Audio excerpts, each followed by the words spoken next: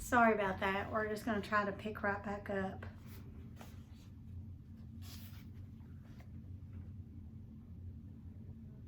Jonas looked at her. She was so lovely, and for a fleeting instant, he thought he would like nothing better than to ride peacefully along the river path, laughing and talking with his gentle female friend. But he knew that such times had been taken from him now, and he shook his head. And after a moment, his two friends turned and went to their bikes. He watched as they rode away. And Jonas trudged to the bench beside the storehouse and sat down, overwhelmed with feelings of loss. His childhood, his friendships, his carefree sense of security. All of these things seemed to be slipping away. With his new heightened feelings, he was overwhelmed by sadness at the way the others had laughed and shouted, playing at war. But he knew that they could not understand why without the memories. He felt such love for Asher and for Fiona, but they could not feel it back. And without the memories, and he would not give them those, Jonas knew with certainty that he could change nothing. Back in their dwelling that evening, Lily chattered merrily about the wonderful holiday she had had, playing with her friends, having her midday meal out of doors, and sneaking a very short try on her father's bicycle. I can't wait till I get my very own bicycle next month. Father's is too big for me. I fell, she explained matter-of-factly. Good thing Gabe wasn't in the child seat. A very good thing, Mother agreed, frowning at the idea of it. Gabriel waved his arms at the mention of himself.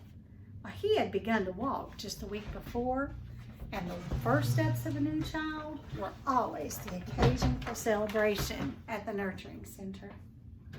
Father said, but also for the introduction of a discipline wand.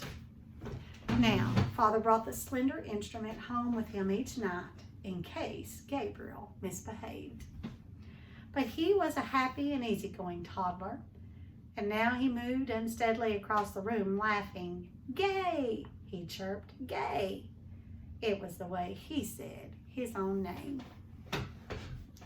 Well, now Jonas brightened. It had been a depressing day for him after such a bright start, but he set his gloom thoughts aside, and he thought about starting to teach Lily to ride so that she could speed off proudly after her ceremony of 9, which would be coming soon. It was hard to believe that it was almost December again, that almost a year had passed since he had become a 12. He smiled as he watched the new child plant one small foot carefully before the other, grinning with glee at his own steps as he tried them out. "I want to get to sleep early tonight," Father said. "Tomorrow's a busy day for me. The twins are being born tomorrow, and the test results show that they're identical." "One for here, one for elsewhere," Lily chanted. "One for here, one for else." "Do you actually take it elsewhere, Father?" Jonas asked. "No, I just have to make the selection. I weigh them, hand the larger one to a nurturer who's standing by, waiting, and then I get the smaller one all cleaned up and comfy. Then I perform a small ceremony of release, and," he glanced down, grinning at Gabriel, "then I wave bye-bye," he said in the special sweet voice he used when he spoke to the new child, and he waved his hand in the familiar gesture. Gabriel giggled and waved bye-bye back to him. And somebody else comes to get him. Somebody from elsewhere. "That's right, Jonas Bonus." And Jonas rolled his eyes in embarrassment that his father had used the silly pet name. Well, Lily was deep in thought. What if they give the little twin a name elsewhere? A name like, maybe Jonathan? And here in our community, at his naming, the twin that we kept here is given the name Jonathan. And then there would be 2 children with the same name, and they would look exactly the same. And someday, maybe when they were 6, one group of 6s would go to visit another community on a bus, and they're in that other community, and the other group of 6s would be a Jonathan who was exactly the same as the other Jonathan. And then maybe they would get mixed up and take the wrong Jonathan home, and maybe his parents wouldn't notice. And then, she paused for a breath.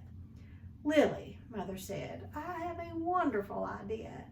Maybe when you become a 12, they'll give you the assignment of storyteller. I don't think we've had a storyteller in the community for a long time, but if I were on the committee, I would definitely choose you for that job.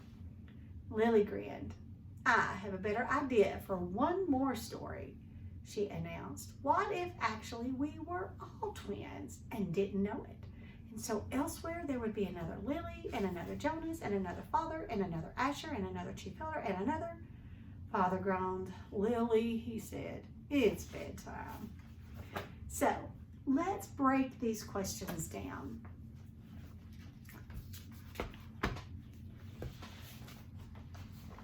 So for question number 1, it says, is the giver treated well by the community? Support your answer. Number 2, why did Rosemary apply for release?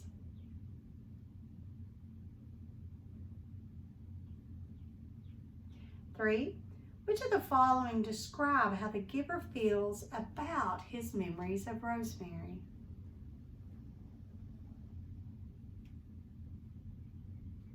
And number 4, if Jonas were to leave the community, would it be better or worse than when Rosemary was released? Support your answer. What do you think? Better or worse?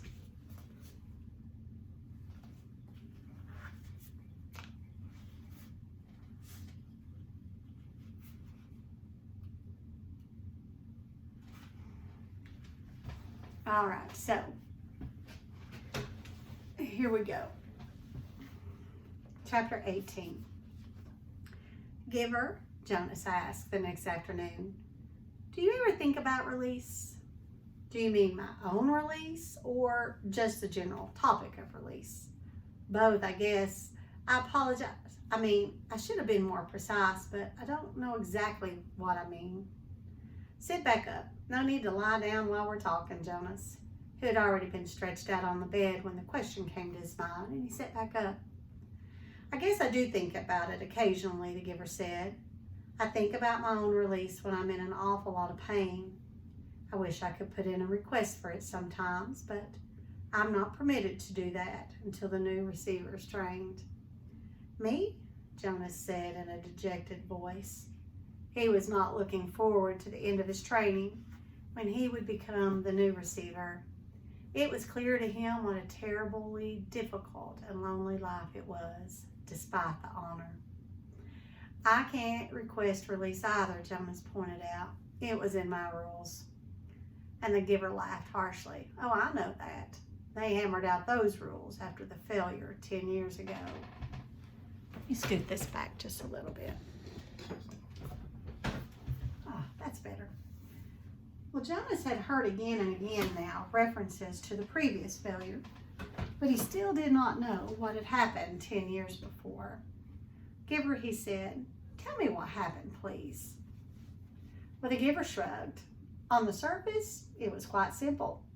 A receiver-to-be was selected the way you were. The selection went smoothly enough.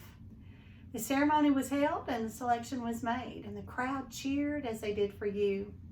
The new receiver was puzzled and a little frightened as you were. My parents told me it was a female. And the giver nodded. And Jonas thought of his favorite female, Fiona, and shivered. He wouldn't want his gentle friend to suffer the way he had, taking on the memories. Well, what was she like? He asked the giver. And the giver looked sad, thinking about it.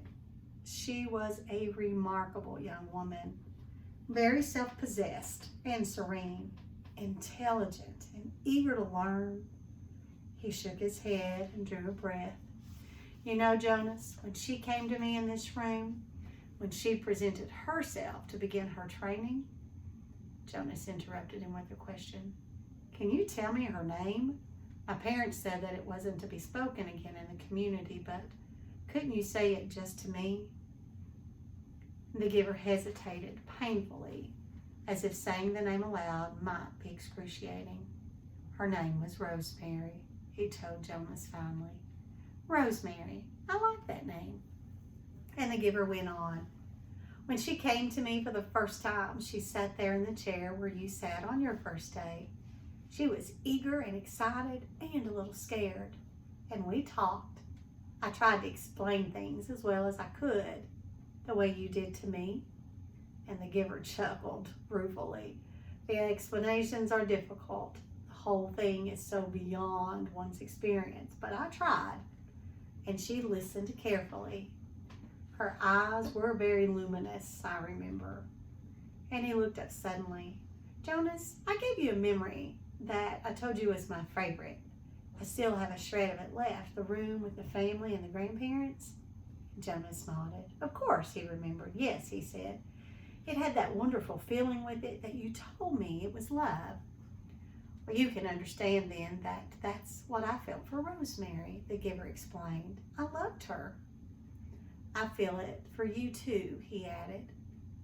Well, what happened to her? Jonas asked. Well, her training began and she received well as you do. She was so enthusiastic, so delighted to experience new things, and I remember her laughter. And his voice faltered and trailed off. What happened? Jonas asked again after a moment. Please tell me. And the giver closed his eyes. It broke my heart, Jonas, to transfer pain to her, but it was my job. It was what I had to do, the way I've had to do it to you. And the room was silent, and Jonas waited. And finally, the giver continued. 5 weeks. That was all. I gave her happy memories, a ride on a merry-go-round, a kitten to play with, a picnic. Sometimes I chose one just because I knew it would make her laugh. And I so treasured the sound of that laughter in this room that had always been so silent. But she was like you, Jonas. She wanted to experience everything. She knew that it was her responsibility, and so she asked me for more difficult memories. And Jonas held his breath. You didn't give her war, did you? Not just after 5 weeks. The giver shook his head and sighed. No, I didn't give her physical pain, but I gave her loneliness, and I gave her loss. I transferred a memory of a child taken from its parents. That was the first one. She appeared stunned at its end. And Jonas swallowed. Rosemary and her laughter had begun to seem real to him. And he pictured her looking up from the back bed of memories, shocked. And the giver continued. I backed off and gave her more little delights. But everything changed once she knew about pain. I could see it in her eyes. She wasn't brave enough, Jonas suggested. The giver didn't respond to the question. She insisted that I continue, that I not spare her. She said it was her duty. And I knew, of course, that she was correct. I couldn't bring myself to inflict physical pain on her, but I gave her anguish of many kinds. Poverty and hunger and terror. I had to, Jonas. It was my job. And she had been chosen. And the giver looked at him imploringly. Jonas stroked his hand. Finally, one afternoon, we finished for the day. It had been a hard session. I tried to finish, as I do with you, by transferring something happy and cheerful. But the times of laughter were gone by then. She stood up very silently, frowning as if she were making a decision. Then she came over to me and put her arms around me, and she kissed my cheek. As Jonas watched, the giver stroked his own cheek, recalling the touch of Rosemary's lips 10 years before. She left here that day, left this room, and did not go back to her dwelling. I was notified by the speaker that she had gone directly to the chief elder and asked to be released. But it's against the rules. The receiver in training can't apply for It is your rules, Jonas, but it wasn't in hers. She asked for release, and they had to give it to her, and I never saw her again. So that was the failure, Jonas thought. It was obvious that it saddened the giver very deeply, but it didn't seem such a terrible thing after all, and he, Jonas, would never have done it, never have requested release, no matter how difficult his training became. The giver needed a successor, and he had been chosen. Well, a thought occurred to Jonas. Rosemary had been released very early in her training. What if something happened to him? He had a whole year's worth of memories now. Giver, he asked, I can't request release, I know that, but what if something happened, an accident? What if I fell into the river like the little four Caleb did? Well, that doesn't make sense because I'm a good swimmer, but what if I couldn't swim and I fell into the river and was lost? Then there wouldn't be a new receiver, but you wouldn't have given away an awful lot of important memories, so even though they would select a new receiver, the memories would be gone except for the shreds that you have left of them. And then what if? He started to laugh suddenly. I sound like my sister Lily, he said, amused at himself. And the giver looked at him gravely. You just stay away from the river, my friend, he said.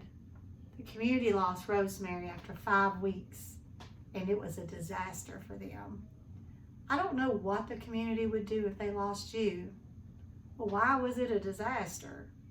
I think I mentioned to you once, the giver reminded him, that when she was gone, memories came back to the people.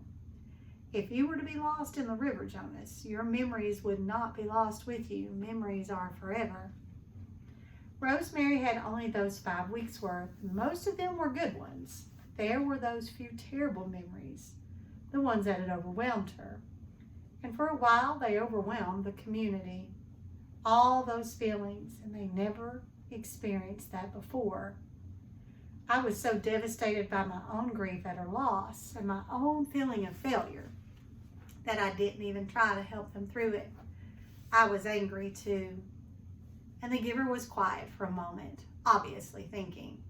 You know, he said finally, if they lost you, with all the training you've had now, they'd have all those memories again themselves. And Jonas made a face. They'd hate that.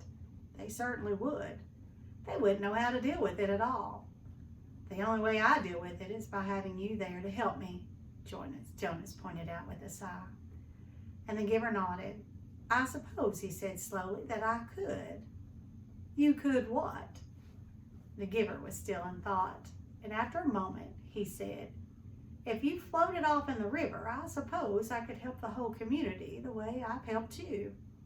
It's an interesting concept. I need to think about it some more. Maybe we'll talk about it again sometime, but not now. I'm glad you're a good swimmer, Jonas, but stay away from the river. He laughed a little, but the laughter was not lighthearted. His thoughts seemed to be elsewhere, and his eyes were very troubled. So this is where I stop reading today. I would like you today to go ahead and answer questions 2 and 4. No, let's do all of them. Let's do questions 1 through 4 in our journals. Let me make a note here. Okay, questions 1 through 4 in your journal. And thank you for being patient with the 2 videos. In the first video, I got a phone call in the middle of it and it automatically stops the filming. So thank you for finding that with some ease. I appreciate it. See y'all back here in a moment.